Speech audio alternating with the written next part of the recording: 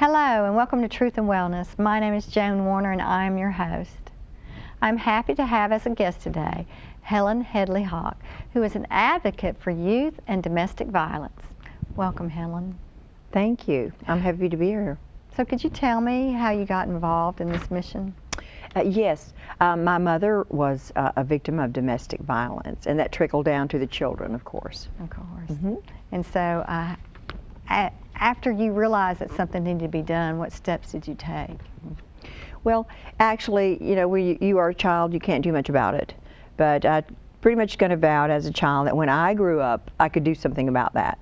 And so I became the Tennessee Victims Advocate for Children with the Tennessee Victims Coalition, which was the group developed by the late Senator Tommy Burke. And he was a victim of violence. His opponent shot him, and that was here in Tennessee. So I became their advocate for children, and then kind of slipped into advocate for elderly as well. And was successful in getting the Tennessee legislators to help pass laws for both of those groups. And how long have you done this? Well, I was for 12 years there, and then I took a little bit of a retirement, but came back because there is now new domestic violence legislation and some legislation for violent youth that it kind of pulled me back in out of retirement. And I am happy to be here in defense of those vulnerable populations. Yeah, we definitely need something like that. Yes, we do. Yes, what kind of results are you getting? Oh, lots of really great response to these issues.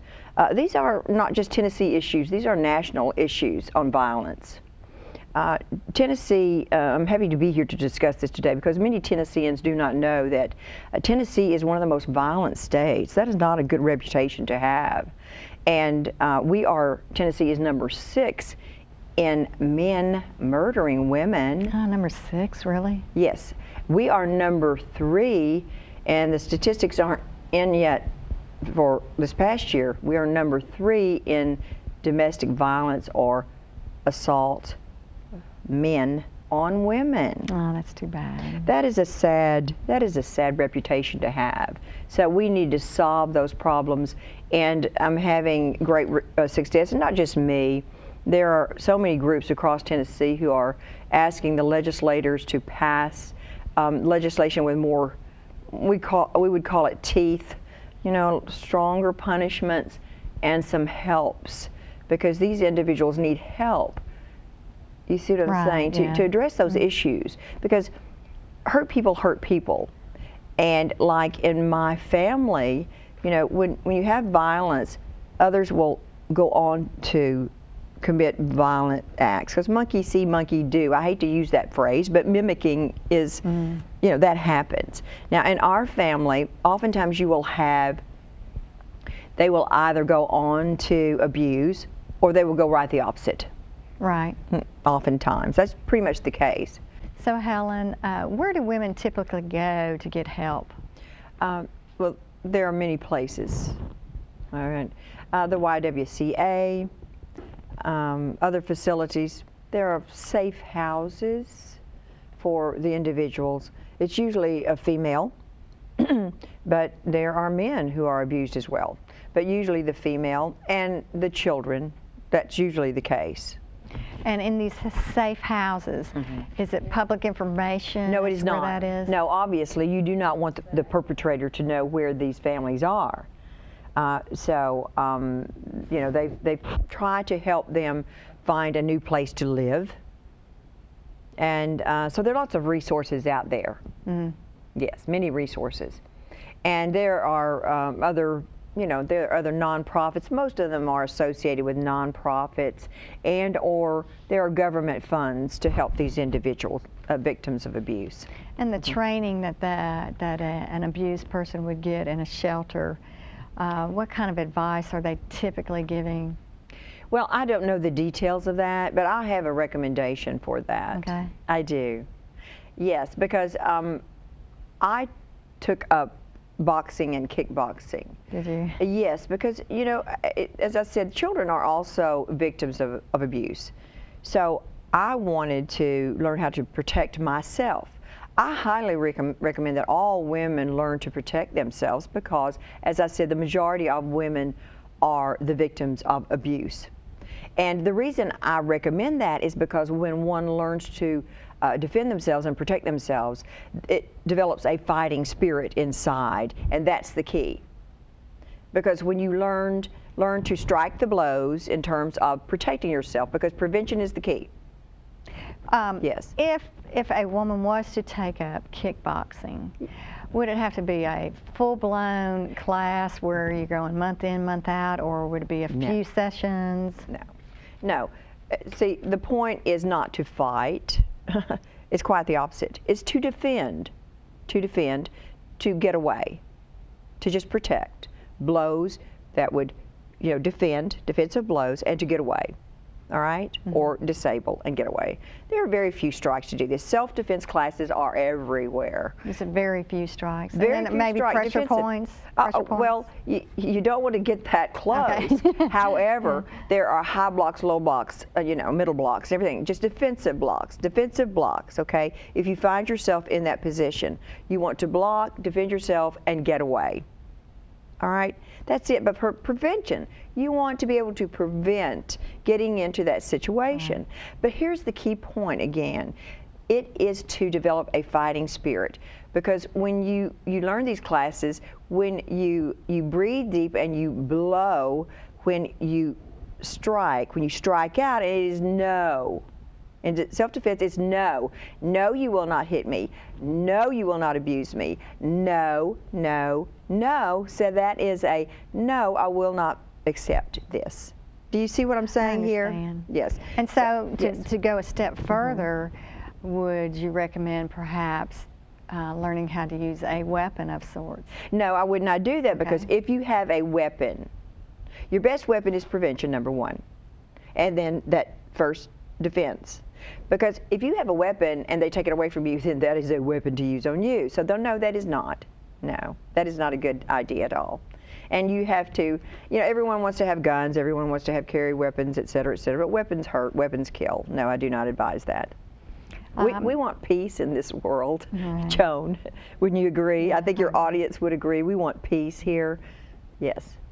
How effective are restraining orders?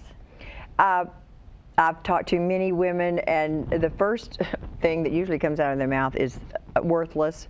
Now, I don't like to use that word. However, it's like where there's a will, there's a way, and the perpetrator will find a way to come and slash your tires and or intimidate you in every way they can.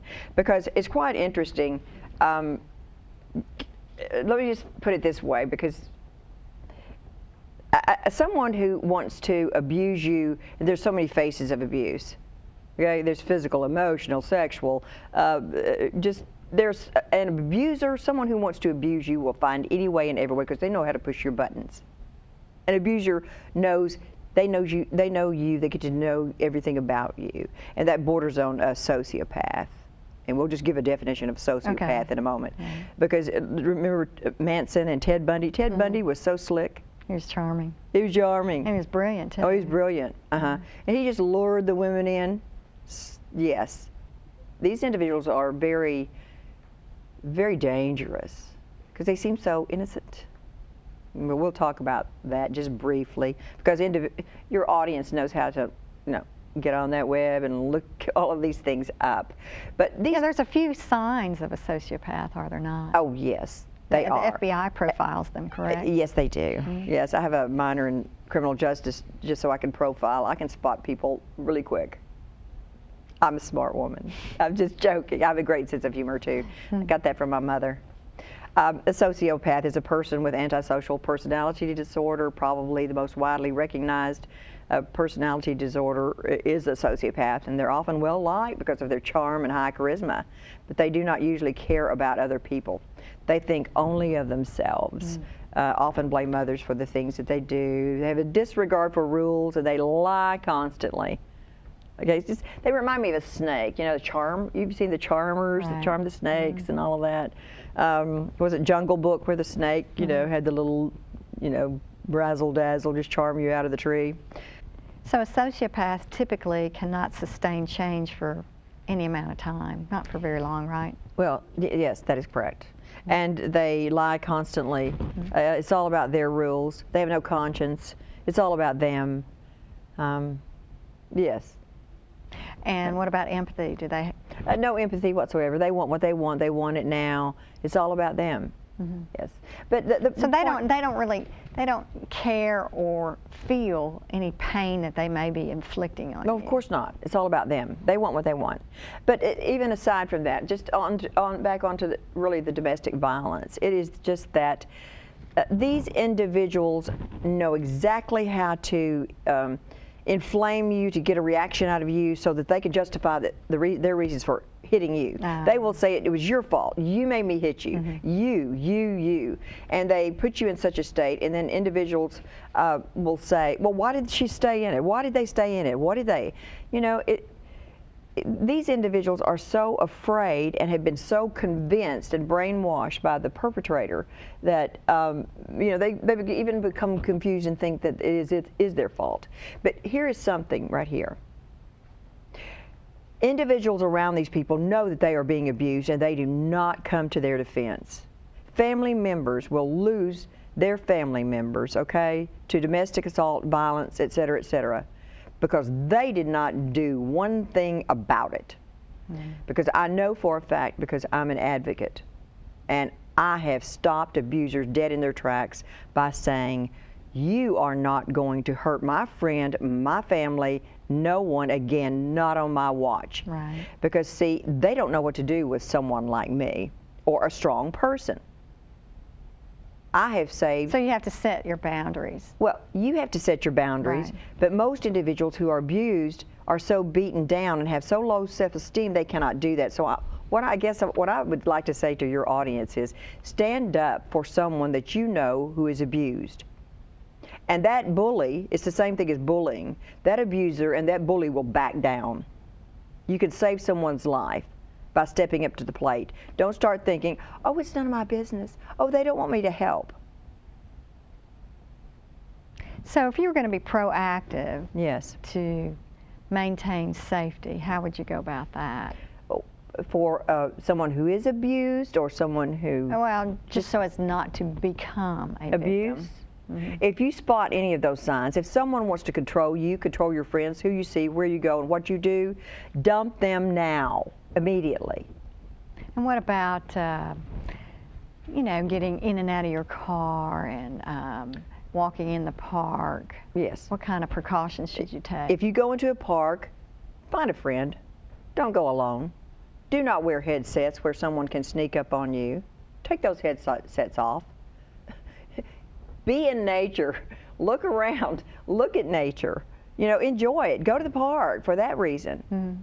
Do not do anything that is a distraction, because over in Percy Warner Park, you know, there have been rapes at gunpoint. There have been some pretty bad things. Right. I go in the park by myself because I know how to defend myself. Protect yourself. Yes, I know how to Right. protect myself. But most women, they don't really That's know how to correct. do that. Yes, take a friend, pay attention what's going on. So what about carrying something to make a noise? or Whistles, yes, carry a whistle if you want to carry a whistle.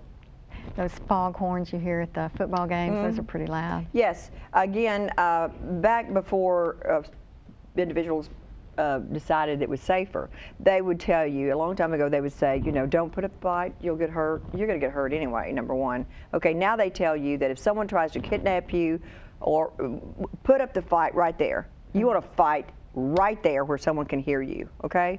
Don't let them take you to another location. You are gone if that happens. Right. Stand and fight right So there. it's a pretty good idea to always keep a cell phone on you. Keep a cell phone on you, keep a whistle on you, and also groceries. Don't lean in your car. Do not lean in your car. Someone could push you in the car and get in the car. Don't do that. Oh, okay. If you have children, do not put your child in the car. They have your child, they have you. Do not do that. Carry an extra set of keys. I carry an extra set of keys, okay? Someone comes up to me, they say, you know, That's a good idea. give me your keys, give me this, give me that. I will throw my keys that way. They have to run, get the keys that way, or what? They're not going to mess with that. They're going to find someone who looks vulnerable, They're going to go to the easy mark. So looking vulnerable. Absolutely. How would one look vulnerable? Well, by not walking with confidence, head up, shoulders back, okay, strong. You can tell someone who has a lot of confidence by the way they walk, right? I mean, it's just, you look like you just have an aura. People have aura about themselves, correct? What are they doing with their arms? Well, their arms are, you know, confident, swinging, etc. Swinging, they're moving. Yes, they are.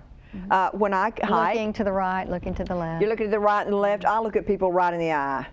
Now, I don't look confrontational right in the eye, but I don't look down. That's submissive. Have you guessed that I'm not a submissive woman? That, again, it's a joke. Just a little bit. But when I hike, I carry weights, 1 pound weights, and they're metal. That could be a weapon too. That could be a weapon, but I know how to use it, so this is a joke. Okay, I'm just kind of joking here. I'm just saying if you're going to carry a weapon, you better know how to use it. Right. Okay? What about instincts? How important are Instincts. Look, God gave us instincts. We need to use them. Okay? Use your instincts. 5 senses, God gave us 5 senses. Okay, if it looks like a snake, slithers like a snake, see what I mean? It's a snake. But how does your body react to your instincts? Alarms. Your body sends off alarms. It's almost like you can almost feel it with the back of your neck. I mean, like the hair Like on the the back hair. of your neck. I mean, that churning in your stomach. churning your stomach. You know, Tensing up. Look, people give off. It's just really, it's almost like an aura. If someone kind of gives you the creeps, you know how people will say gives you the creeps. If you get any kind of a signal, go the other way. Go, you know, act on it. Act on it immediately. Don't second guess. You can second guess all day long. That's typically what gets you in trouble. Hindsight. Yeah. Hindsight. What do they say about hindsight? 20/20. Yeah.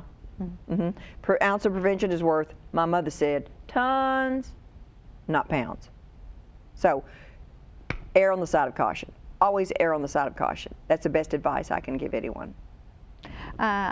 Occasionally, they may play games, and they're games of being very helpful, correct? Oh, yes. Predators, look, predators of children, what do? I've got a puppy over here. See what I mean? Want some candy, little girl? But as an adult, Even as an adult. May I help you with your groceries? May I help you with your car? Oh, can you help me have a flight? I mean, look at all these ways they lure you in. So, if you set a boundary and you state, no, thank you, I've got this, I can take care of this, and they persist, they've grabbed your groceries, they ran up the steps, don't follow what do you them. do at this point? Don't go.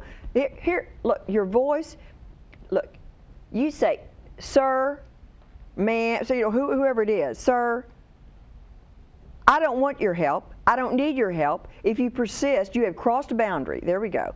See, boundary issues is the main thing.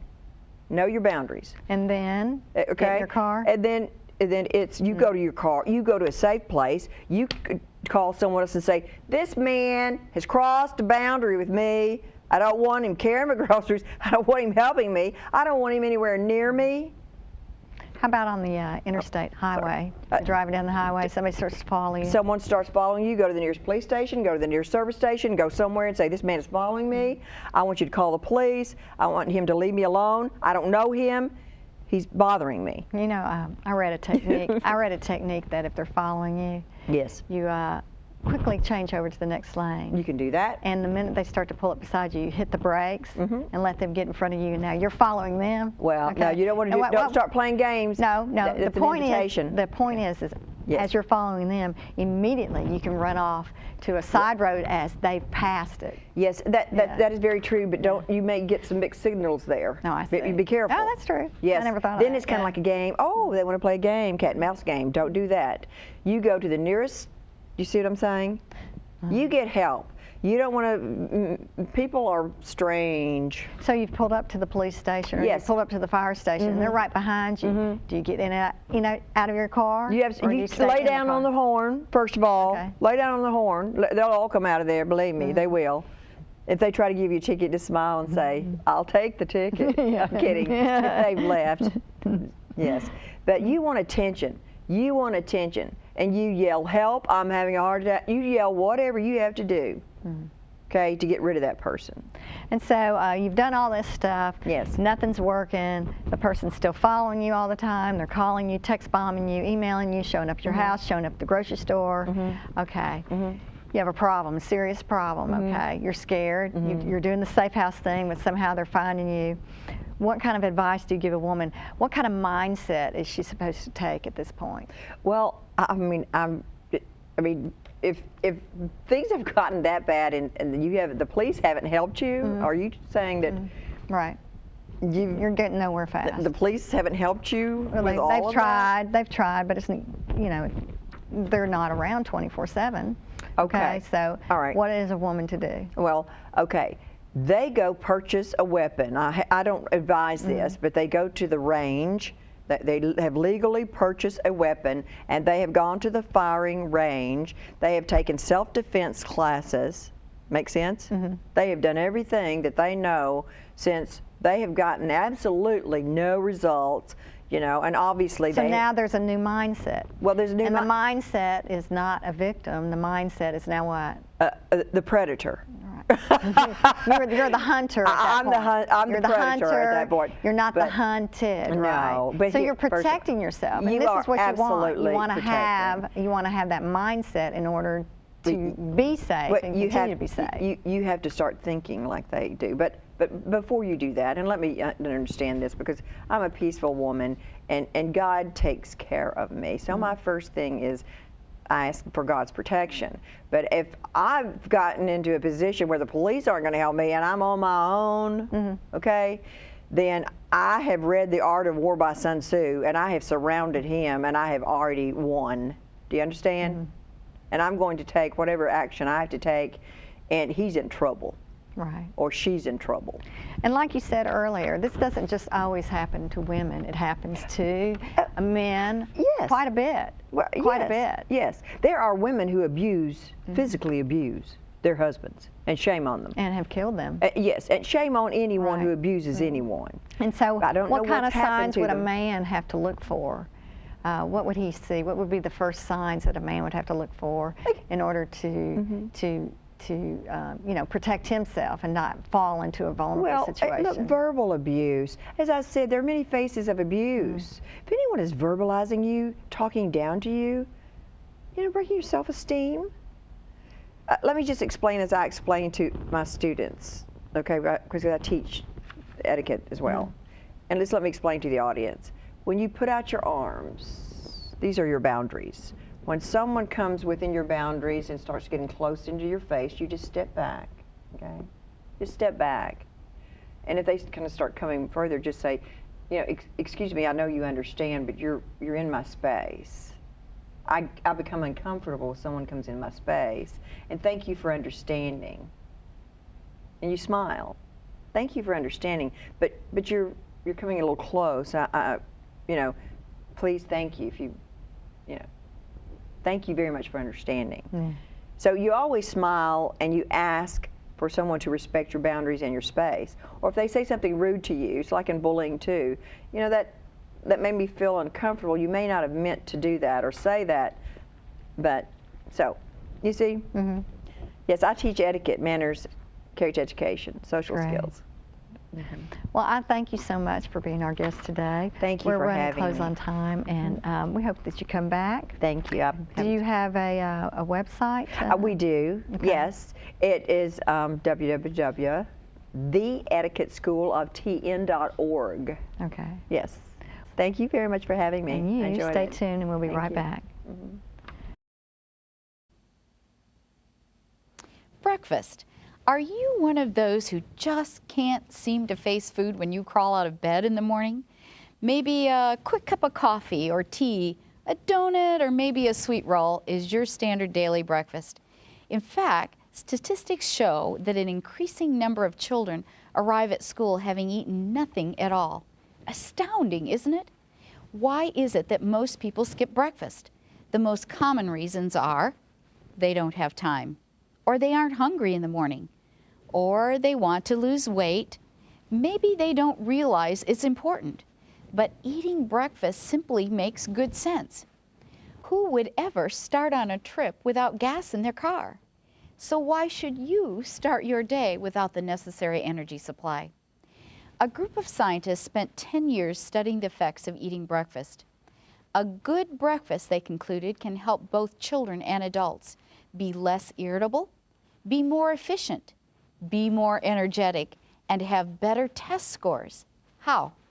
Breakfast provides a steady source of fuel to the brain, which greatly improves mental function and attention span. Studies have also even linked healthy breakfast with less chronic diseases, increased longevity, better overall health.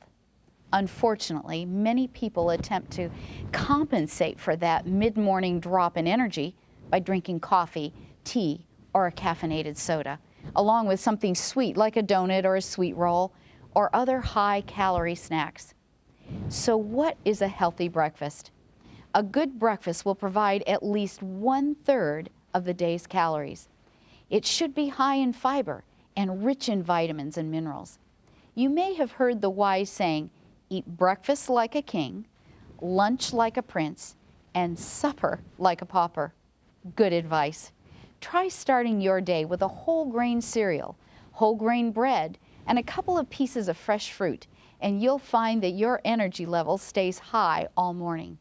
Cereals, bread, and fruit are your energy foods. Carbohydrates, which are easily converted into glucose, are the fuel of your body.